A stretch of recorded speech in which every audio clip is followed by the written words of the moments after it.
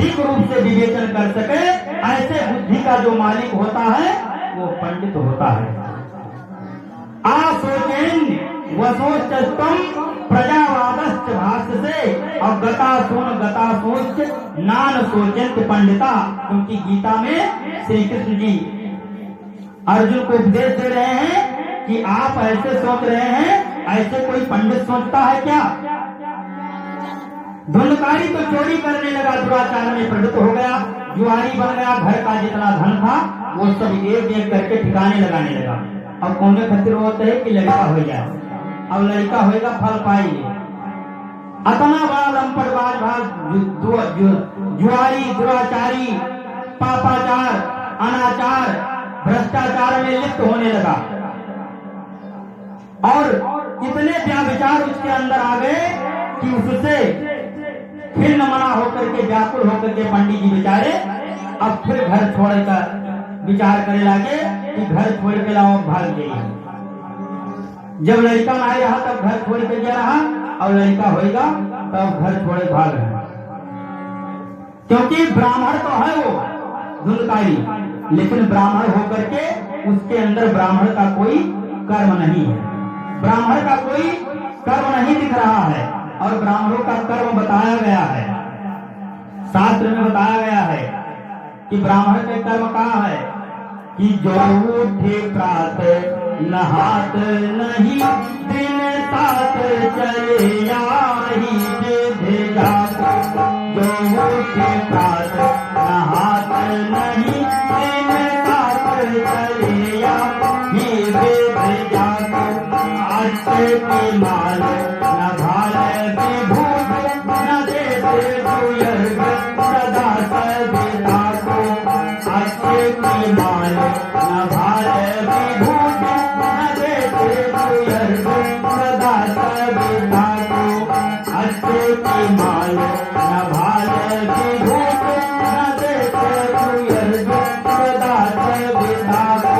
बताया है कि ब्राह्मण के घर में जो पहला भाव है और प्रातः काल अपने नित्य क्रिया से निवृत्त होकर स्नान न करे।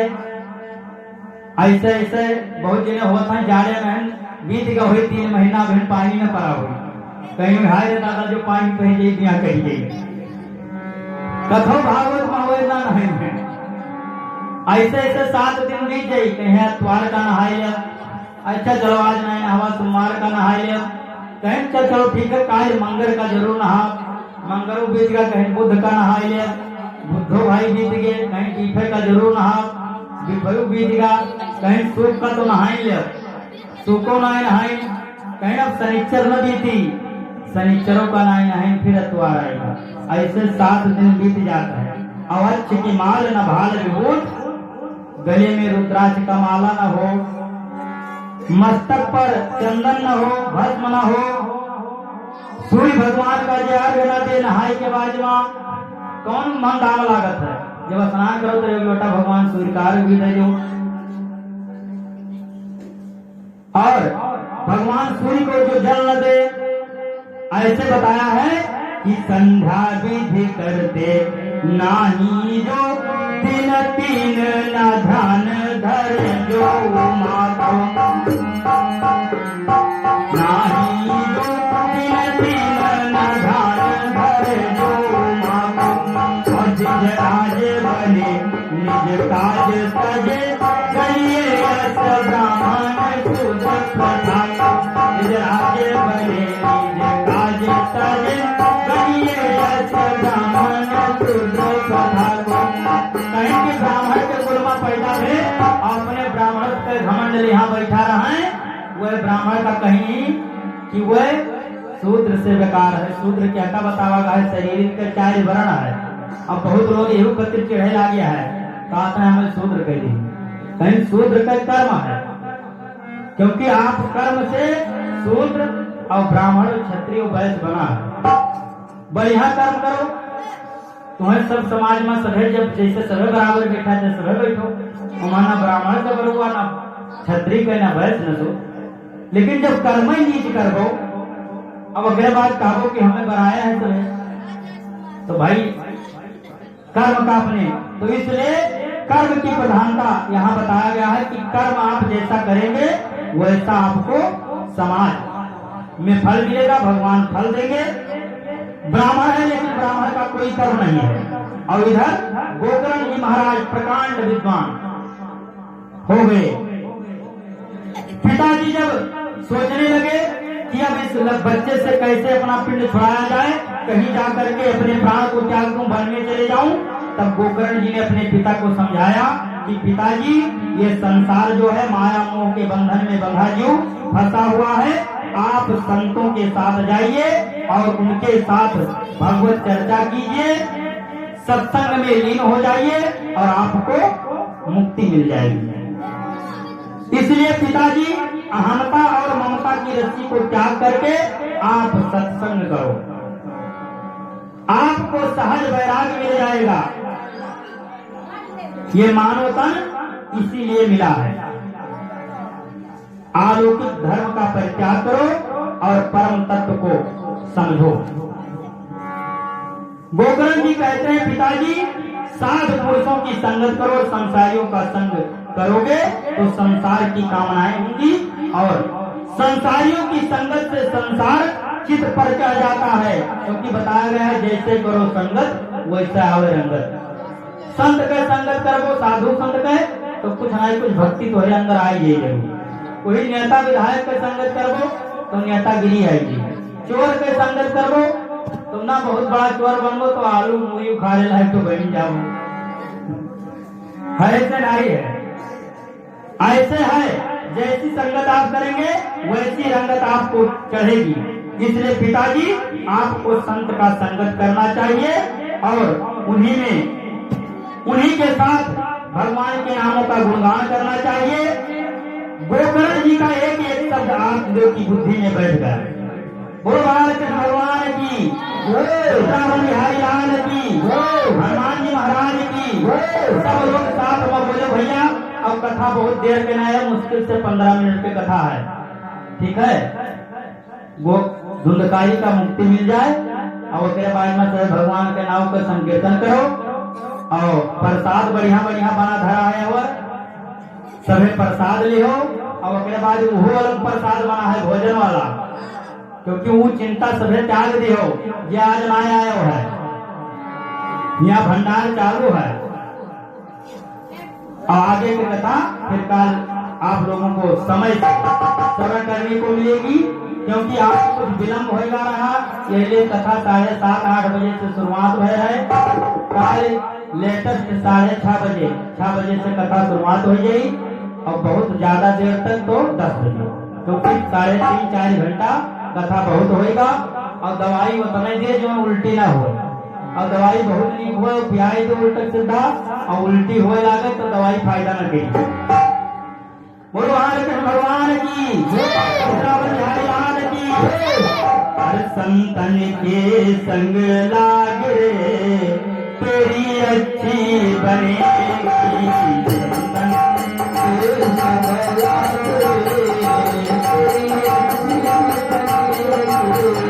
संतन के संग लागे तेरी अच्छी बनेगी।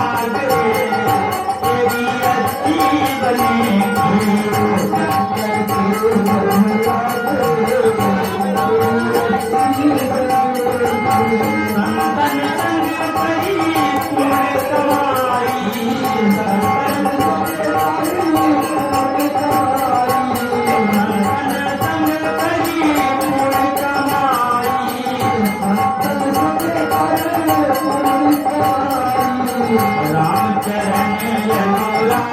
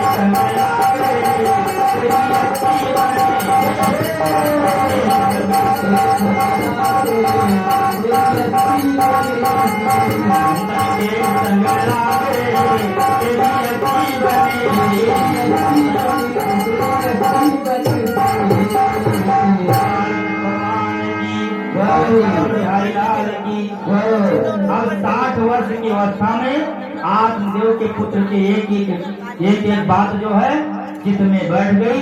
तुरंत घर को त्याग कर वन चला गया। संतों के बीच में रहकर श्रीमद् भागवत के 10वें स्कंद का पाठ करते हुए भगवत चरणाबिंद में रत करता हुआ ब्राह्मण अंत में परम गति को प्राप्त हो गया।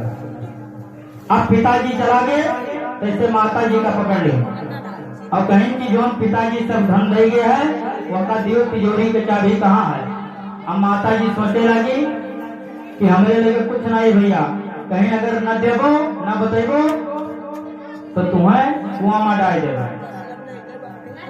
और इससे भयभीत होकर के पिताजी तो चला गए उधर और माता जी एक दिन रात्रि में घर का त्याग दी। कूपे पाता कितो रात्रो तेन सा निधंगता और एक अंधकूप में गिर करके उनका भी प्राणांत हो गया। अब सोचो लड़का नहीं रहा तब मर ही रहा कि लड़का हो जाए तब सुखी हो जाए और लड़का जब होएगा तब वो मरेगा। और संत बताए ना दृष्टांतों दे ना कि सगर के 60,000 पुत्र रहे तो उनका कौन लाभ मिला, लेकिन उनके समझ में नहीं आया। अब गोकर्ण जी महाराज सोचे कि माता जी चला गए पिताजी चला गए, अब हमारा नंबर है तो है भैया का समझाई को चट से घर से निकल लो। गोकर्ण जी ने कहा कि भैया पिताजी और माता जी पहले स्वर्गवासी हो गए है तो ऐसा है कि तू जिम्मेदार आदमी हो, घर देखो और हम चला जाए तीर्थ यात्रा में उनके लोगों के पिंडदान के आएंगे।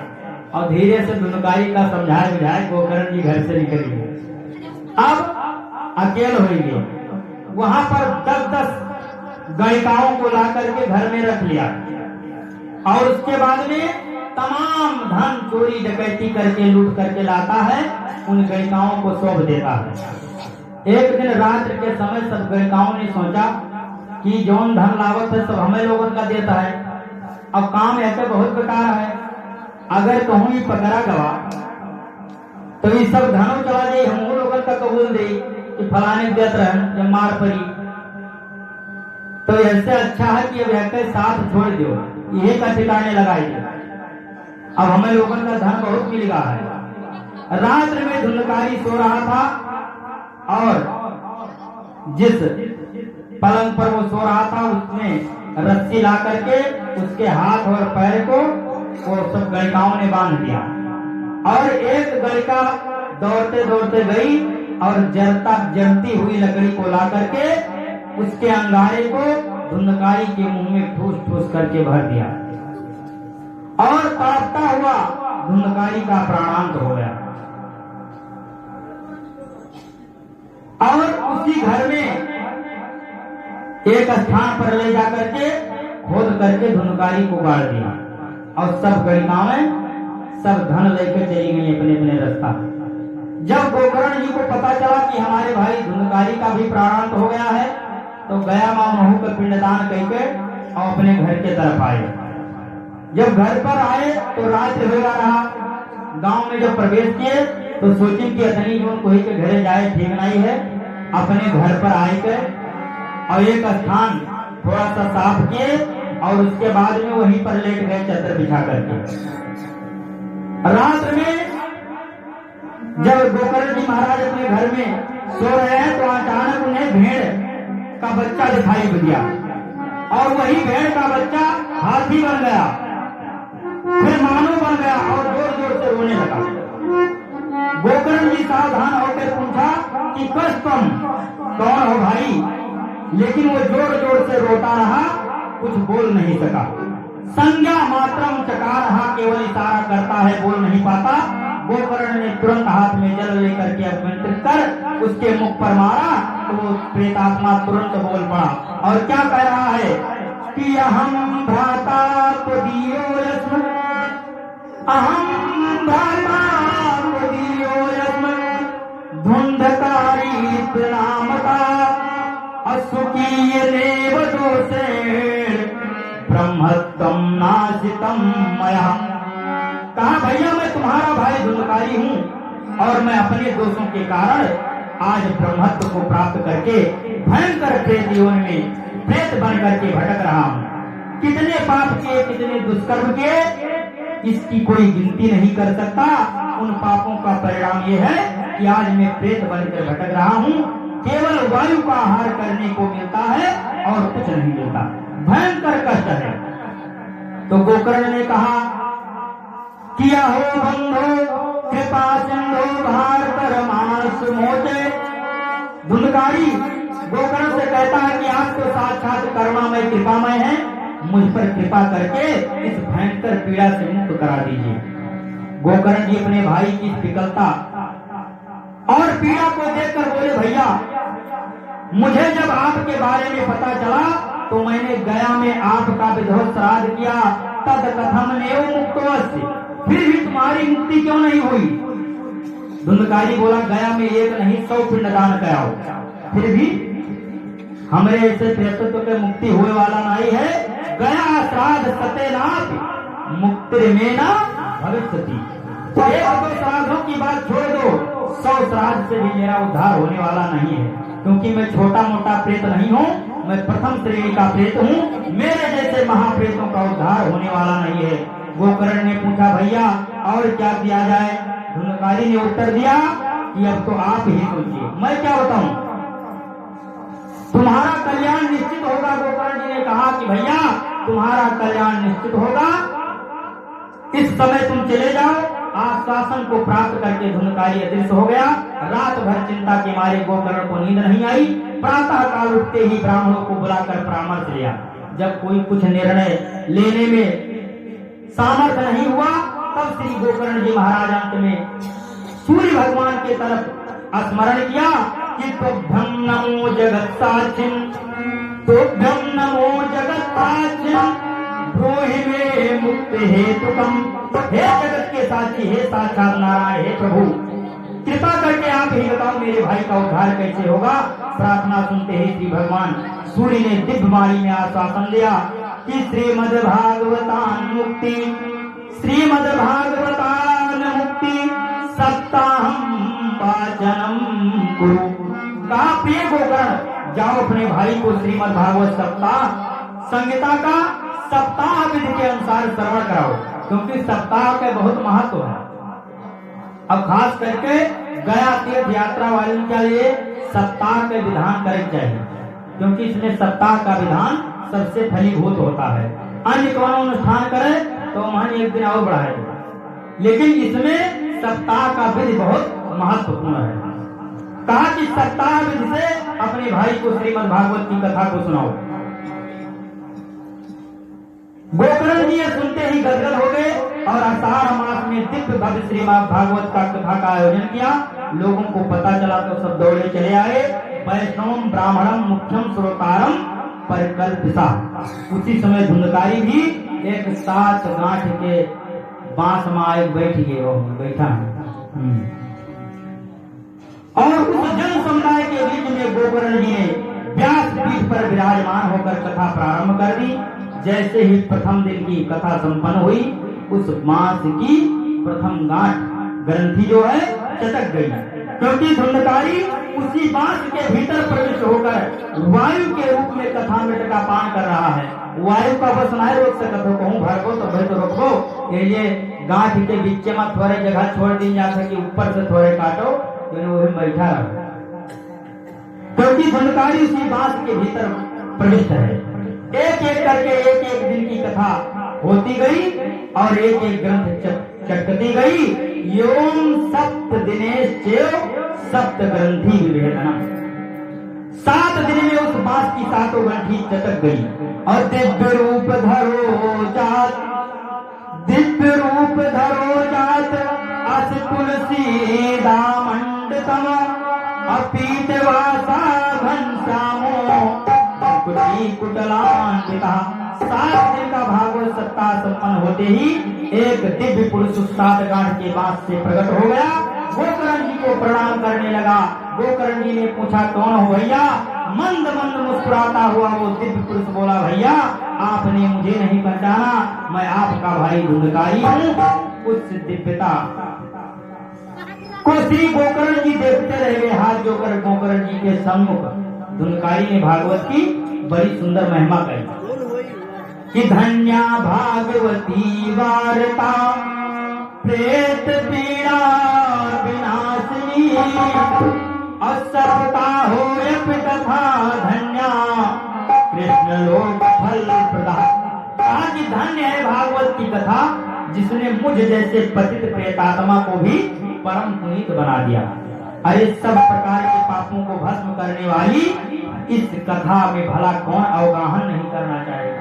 कौन नहीं सुनना चाहेगा? ये शरीर तो नाशवान है, अनित्य है। काया को पा करके, इस अनित्य काया को पा करके नित्य शाश्वत परम तत्व को जो जान ले, उसी मानव की मानवता सार्थक है। अन्यथा तो मानव ही जीवन पानी का बुलबुला है। भगवान की मंगलमयी कथा संसार के समस्त प्रकार के पापों का प्रारक्षण करने में समर्थ है। कथा मंदाकिनी में स्नान करते हुए जीव के समस्त पाप भूल जाते हैं। धुंधकारी जी भागवत की महिमा गा ही रहे थे कि इनके बीच में आलोक विमान आकाश मंडल से प्रकट हो गया। विमान से भगवान के दिव्य पार्षद नीचे उतर करके धुंधकारी को श्रीमद् भागवत धाम ले जाने के लिए आए, तो धुंधकारी सबको प्रणाम करके विमान में बैठ गया। धुंधकारी जब विमान में बैठा तो गोकर्ण ने पार्षदों से पूछा कि भैया अत्रैव बहवा सन्ति श्रोतारम मम निर्मला अवानीतानि विमानानि ना तेषां युगपत् कुतः। कहा रे यहाँ तो हजारों श्रोता बैठे हैं, आप एक विमान काहे लाए हो? आपको एक विमान नहीं प्रकट करना चाहिए, यहाँ हजारों श्रोता बैठे हैं। जब विमान ला रहा तो 1000 विमान लावे चाहिए। तो भगवान के पार्षदों ने कहा कि भैया गोकर्ण श्रवण भेद फल भेदो यत्र संचिता श्रवणाम तु कृतं सर्वे कथा मननम कृतम अफल भेद ततो जातो भवनादापिमान। कथा तो सभी ने सुनी है, परंतु मनन पूर्वक जो कथा मृत का पान करना चाहिए वो केवल धुंधकारी ने सुना है। आरती बनवाई लो, कहा कि केवल मनन पूर्वक अपने कल्याण के लिए धुंधकारी ने कथा को सुना है। कहा धुंधकारी ने सुना है, क्योंकि बताया गया है कि जाके पैर न फाट बीमारी वो कह जाने पीर पर आई। क्योंकि प्रेत यौन के पीड़ा धुंधकारी का रहा है, ये धुंधकारी ध्यान चित होकर कथा का सुनेना। क्योंकि बताया गया है कि एक घड़ी आधी घड़ी आधियों में बुनियाद और तुलसी संगत साध की कटे अपराध। यदि कथा आप जो है और एक घड़ी आधी घड़ी, एक घड़ी बता हो जाता है कि पलक गिरे उठे और आधी जैसे गिरे उठ न पावे। अतनो देर अगर भगवान का ध्यान सही से कर ली हो तो जानो कल्याण होगा। कहा कि कथा सुनने में भी फिर जो जिस प्रकार से कथा को सुना उसको उस प्रकार से फल मिला है। अब तो गोकर्ण जी ने कहा ठीक है भैया, जितने श्रोता समुदाय वहां बैठे थे सब उदास होंगे कि हम लोग 7 दिन कथो सुने, लेकिन वो हमें नाय सुने जो हमें सुनत चाहिए, समय बर्बाद किए और कल्याण नहीं भा। अब धुंधकारी तो चला गया भगवान के परम धाम, लेकिन गोकर्ण जी ने कहा भैया तू लोग दुखी ना हो, हम फिर पुनः श्रवण मास में पुनः भव्य आयोजन किया और इस बार जितने श्रोतागण आए सब सावधान होकर के कथा को सुनने लगे। क्योंकि यह चक्कर चूके रहे, यह चक्कर चूक जा रहा था। कहा जाता है कि दूधे जरी बिलाय माथा फूंक फूंक के, यह चक्कर सभी चूक गया रहा। तो इस बार जब पुनः फिर आयोजन किया श्रवण मास में, तो जितने श्रोता वहां बैठे थे सबने बड़े ध्यान से कथा को सुना। और जब सप्ताह संपन्न हुआ तो जितने श्रोता थे उतने ही विमान प्रकट हो गए। स्वयं भगवान श्री कृष्ण ने प्रकट होकर के गोकर्ण को हृदय से लगा लिया। जैसे अयोध्यावासी का श्री राम प्रभु जब अपने परम धाम का जायजा ले रहा तो राघवेंद्र सरकार के साथ पूरी अयोध्या चली गई रहा और वो परम धाम को प्राप्त हुआ। देवर्षि नारद ये सब सुन करके जब सुना नारद जी ने सनकादियों से कि धुंधकारी जैसा प्रथम श्रेणी का महापापी जो प्रेत यौन में पड़ा था वो भी कथा अमृत का पान करने से परम पावन हो गया, तो छोटे मोटे पापी तर जाएं तो इसमें हाँ कोई बड़ी बात नहीं है। तो देवर्षि नारद ये सुनकर के गदगद हो गए। कहा महाराज एक अंतिम प्रश्न और कर रहा हूँ, भागवत कथा मृत पान करने का नियम और विधि क्या है, कथा कराने में खर्चा क्या आएगा। सनकादियों ने सबसे पहला नियम यही बताया कि प्राय लोग यही पूछते हैं कि कथा तो महाराज करवावत है लेकिन खर्चा कितना आई। अब ये बताओ जो सादा कह देवो तब कतने माँ, और जो संगीतमय रंगारंग प्रोग्राम हुई तब कतने माँ बैठी का करे परी उनके हिया की हो रहा तो उन्हें मेरे कह दियो। ऐसे लोग तमाम प्रश्न करते हैं। तो सनकादियों से नारद जी ने जब पूछा तो नारद जी को सनकाद बता रहे हैं कि प्राय सभे आए चिंतत है। तो सनकादियों ने कहा कि जैसे हम बेटा बेटी का विवाह करने के लिए पहले कुछ प्रयोजन बनाते हैं और अपने अपने सामर्थ्य के अनुसार सब लोग अपने बेटा और बेटी का विवाह धूमधाम से करता है, जगरे जतना है ते वही प्रकार से करत है, वही के बहुत है तो अपने अनुसार वह बहुत बढ़िया करता है, और गरीब के कम है तो वहाँ अपने अनुसार बहुत दिव्य भव्य करता है। लेकिन सबका ठीक है, कोई करम मोटरसाइकिल चढ़ी, कोई करम करेटा गाड़ी चढ़ी, कोई करम ऑल्टो चढ़ी जाए, कोई करम कुछ न चढ़ी, कोई मेहरो पा जाए धन्य भागी है, लेकिन वही सबका अपने अपने अनुसार। इसी प्रकार से बताया कि उसी में अपने अपने अनुसार सबका होता है। यदि साकाम अनुष्ठान किया है तो उसी देवक से बहुत बढ़िया मुहूर्त पूछना चाहिए, यदि निष्काम है तो मुहूर्त का कोनो बात नहीं है। कहीं जस्मिन कस्मिन दिने मरतो भक्त श्रद्धा समझता, जौने दिन तहार मन हो श्रीमद भागवत कथा का आयोजन कर दो और भैया राम कुमार आ जाए, माधवराज आ जाए, सब बैठ जाए और पंडित जी लोग आ जाए और कथा हुए लगे, उसमें कोई दिक्कत नहीं है। और बताया गया कि व्यास पीठ पर उसको बैठाओ जो समझाने में, कथा को समझाने में परम कुशल हो। विरक्तो वैष्णव विप्रो वेद साधर विशुद्ध चित्त दृष्टांतो कुशलो धीरो वक्ता कार्यो अतनी ही अस्पृहा। कम से कम 5 ब्राह्मणों का वरण करो जो द्वादशाक्षर मंत्र ओम नमो भगवती वासुदेवाय का जाप करें, ताकि कथा में कोई विघ्न बाधा न आवे। लब्धा हार सुखावा, थोड़ा भोजन करने में करें ताकि कथा में कोनो व्याधि न आवे। और अगर भोजन करे के बिना भी बैठ सकत हो तो भोजन न करो, अब भोजन बिना यहाँ बैठो बेहोश हो जाओ तो भोजन कर लियो, लेकिन वो महा की तामसी भोजन न करो, लहसुन प्याज के हल्के सबके प्रयोग न करो, घी से छोंका जाए, घी छोड़ के वहां तब खाओ, वह देव अन्न बताएंगे कि देव अन्न हो जाते हो।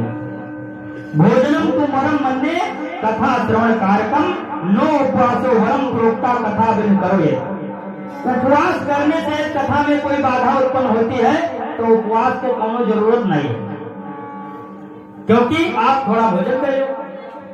और अगर उपवास करके कथा सुन सकते हो तो उपवास करो, लेकिन अपने शरीर के सामर्थ्य के अनुसार नियम लेना चाहिए। इनाय के पंडित जी नहीं खाते तो हम ना खाई, अब पंडित जी के तो चली गई और जजमान दोपहर भी हो यह न चली। अगर नियम ले सके तो ले।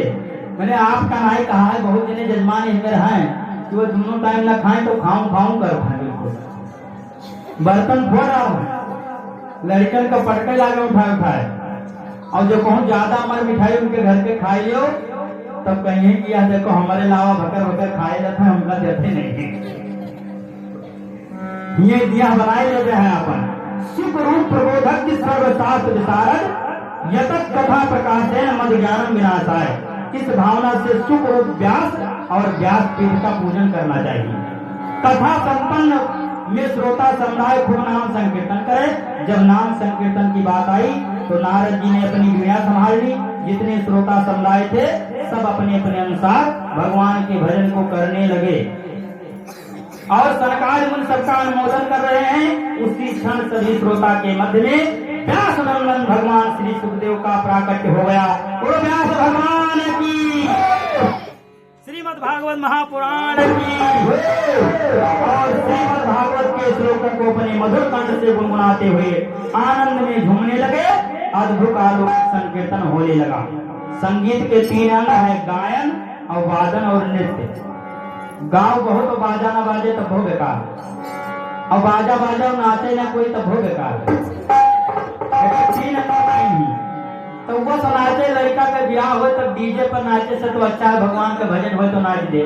कहीं भगवान के सामने नाचे है, कोई ताली बजा रहा है, कोई नाच रहा है, कोई बीड़ा बजा रहा है, कोई मजीरा बजा रहा है, अपने अपने मधुर कंठ से आलाप कर रहे हैं, कोई मृदंग पर थाप दे रहा है। समस्त श्रोता समुदाय, भक्त समुदाय झूम झूम कर इस संकीर्तन को कर रहे हैं और नाच रहे हैं। बोलो कृष्ण भगवान की, वृंदावन बिहारी लाल की। आइए हम लोग भी भगवान के भजन को करें, नाम संकीर्तन को करें और पुनः आरती तुरंत जलाए तो आरती हो जाए और सुबह प्रसाद ले। ठीक है, ठीक है, ठीक। बोलो कृष्ण भगवान की। राम नाम सुखदाई भजन करो भाई, भजन करो भाई, ये जीवन 2 दिन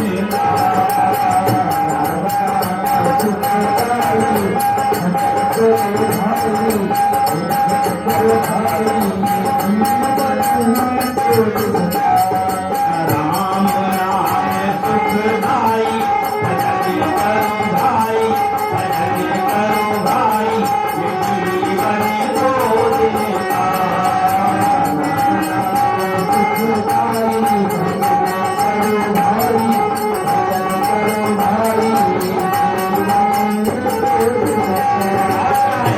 ये तन है जंगल की लकड़ी, ये तन है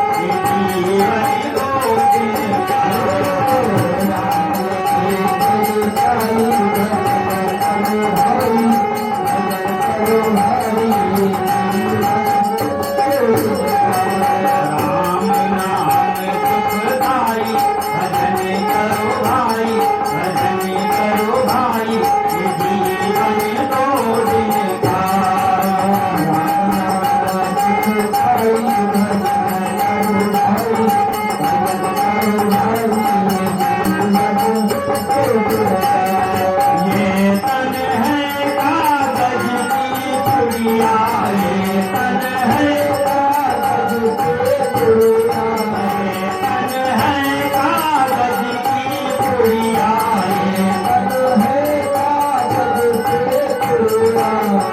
भजन उड़ जाई भजन करो भाई, भजन करो भाई, ये जीवन दो दिन का।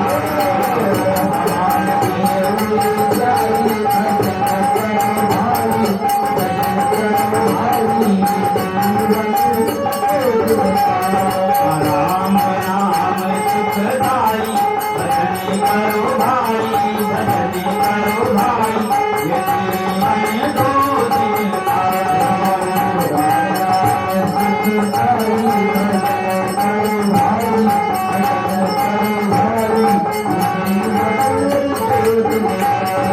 ये तन है फूलों का बगीचा, ये तन है फूलों का बगीचा, ये तन है फूलों का बगीचा, ये तन है फूलों का बगीचा। धूप पड़े मुरझाई, भजन करो भाई, ये जीवन दो दिन का।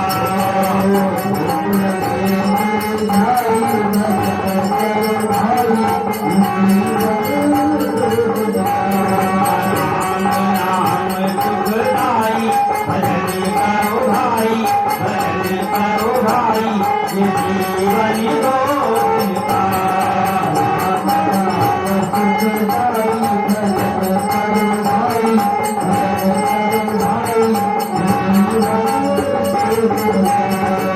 ये तन है मिट्टी का ढेला, ये तन है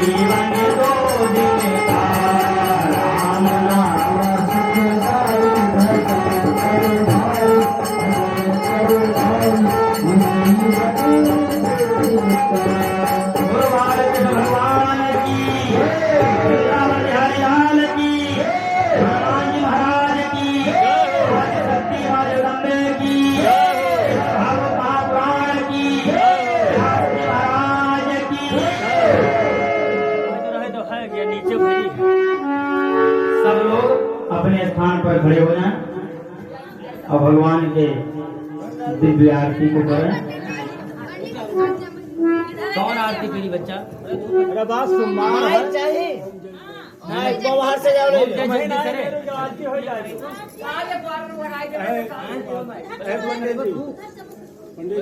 उधर जाओ, मैं ले लो। हाँ जाओ। हाँ धूप करो, आरती दूर जाओ।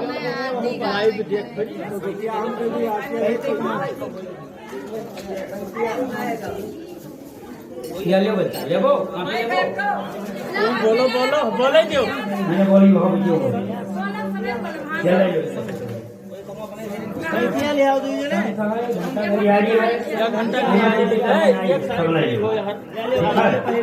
भगवान के दरबार में सब फूल है। एक जलाए लो, जलाओ जलाओ जलाओ। हाँ, और एक चीज आप है, मुख्य जजमान आरती करिए तो घर के परिवार सभी आया है, बीच बीच में आरती की करो, ठीक है? तब थोड़ा और अच्छा लगी। खड़ा रहा ऐसे हाथ प्याए लागे, फेरिया धरे लागे नीचे ना, अच्छा है, ठीक है? बाबू खड़ा हो। भगवान की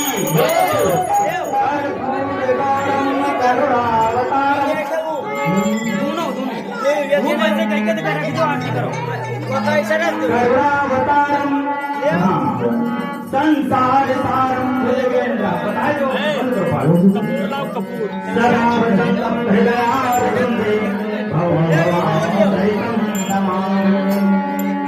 जय जगदीश हरे प्रभु जय हो दीनानाथ हरे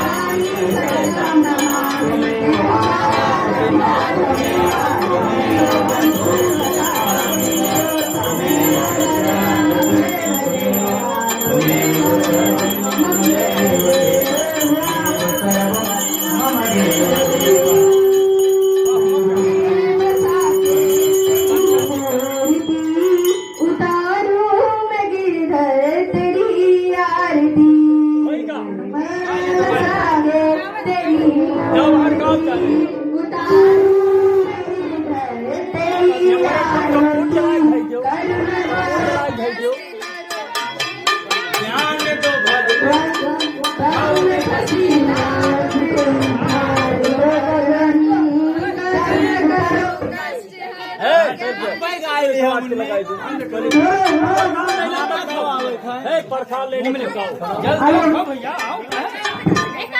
चौकी पर जो रहा चौकीदार है जमीन में रहा। जल्द छोड़ो जल्द छोड़ो।